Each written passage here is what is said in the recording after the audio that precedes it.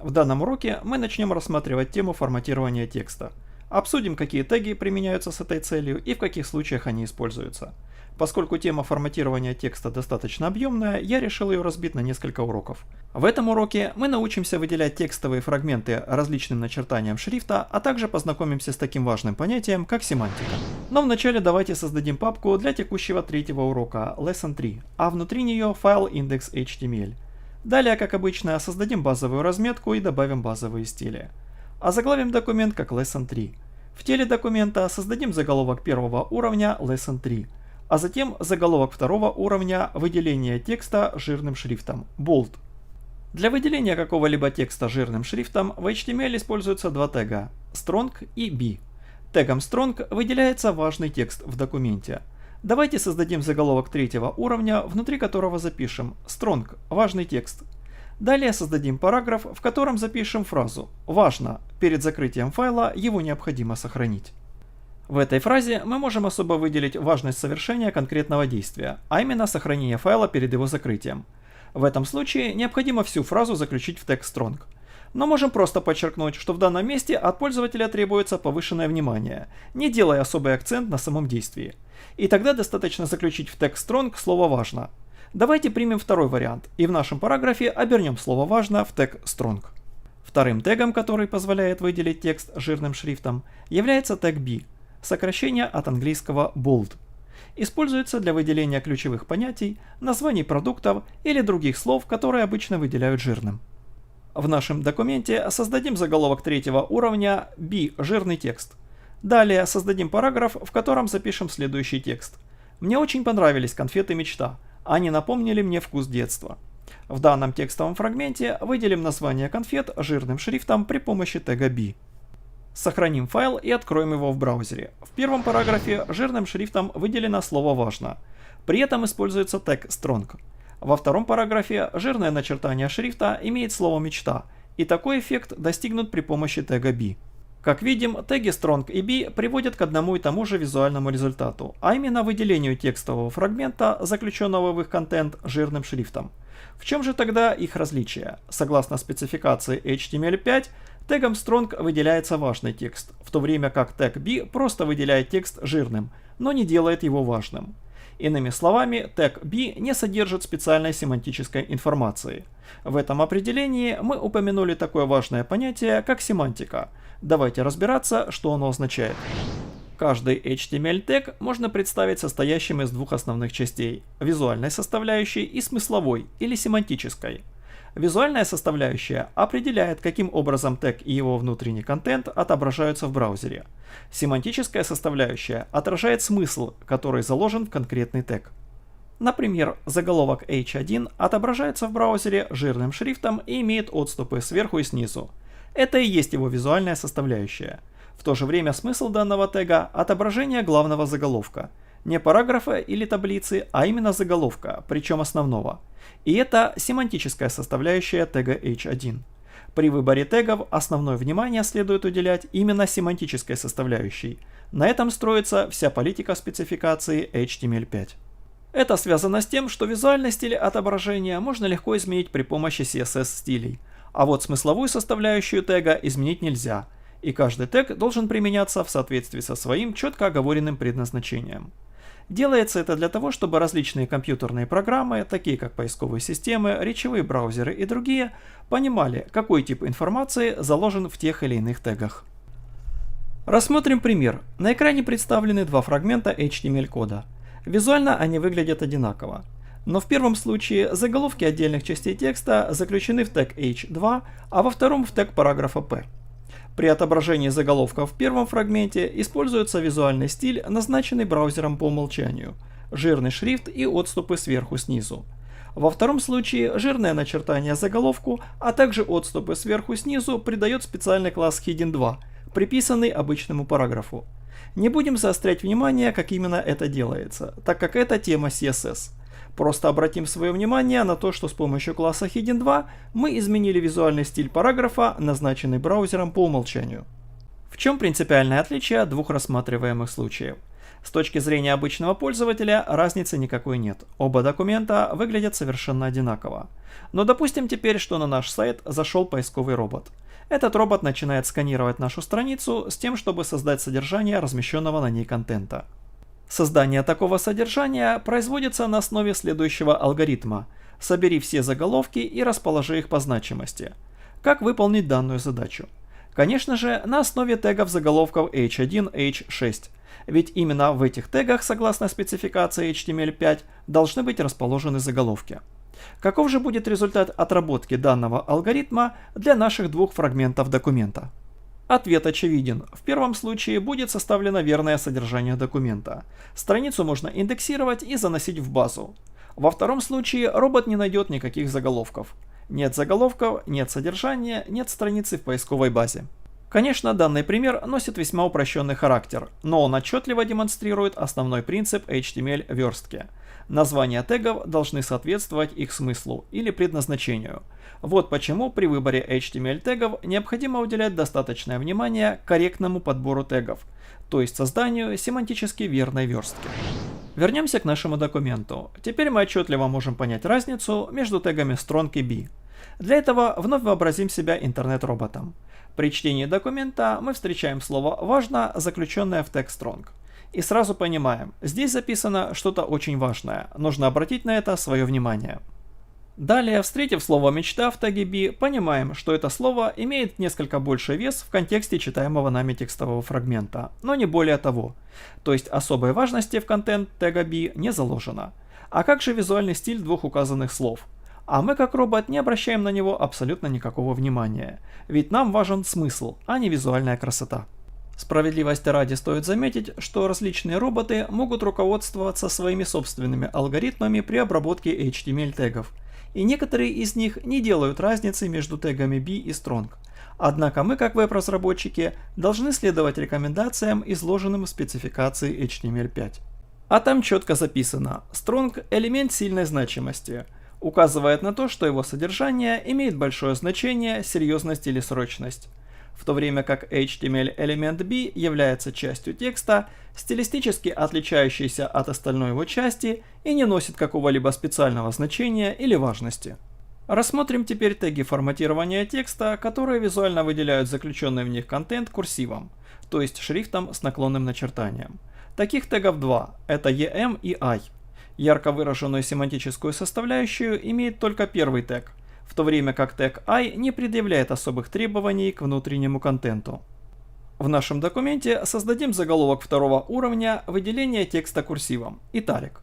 Далее создадим заголовок третьего уровня, внутри которого запишем EM, акцентируемый текст.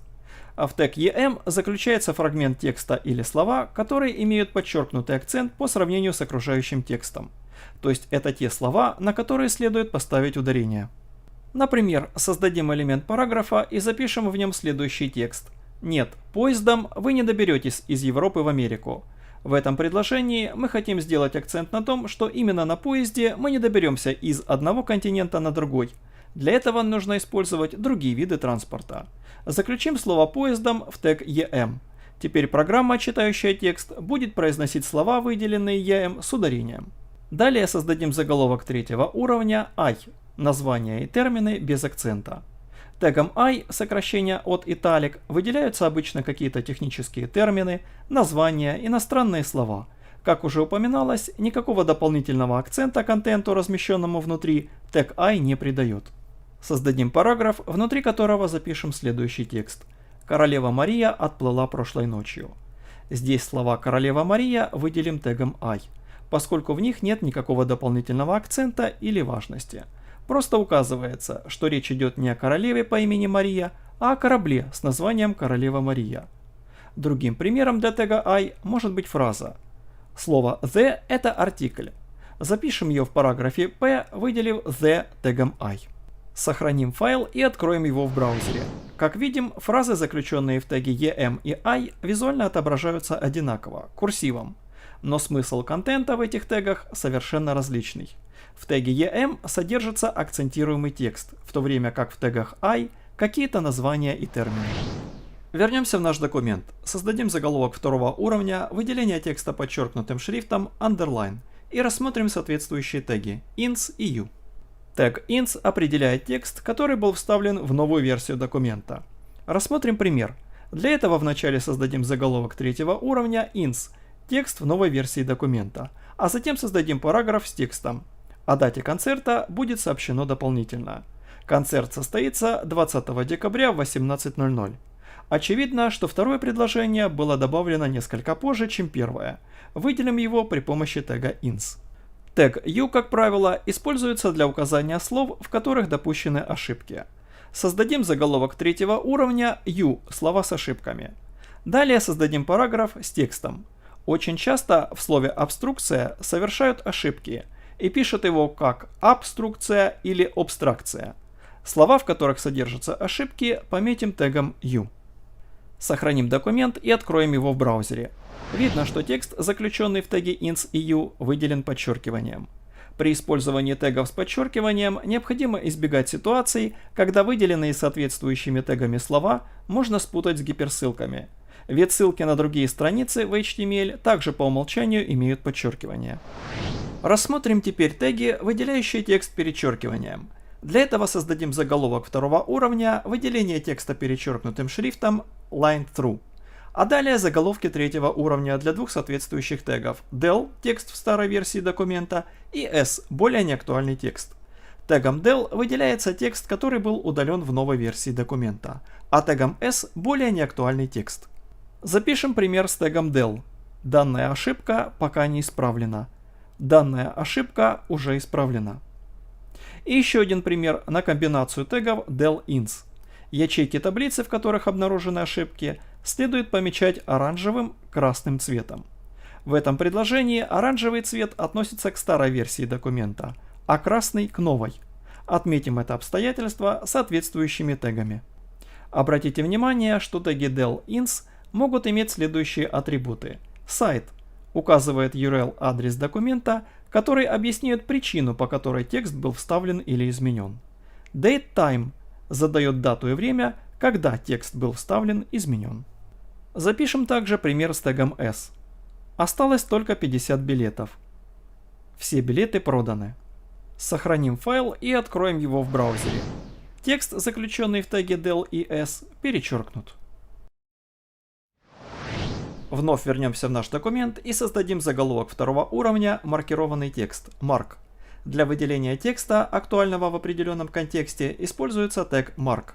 Например, тег mark используется на странице с результатами поиска, в которых выделяется каждый экземпляр искомого слова.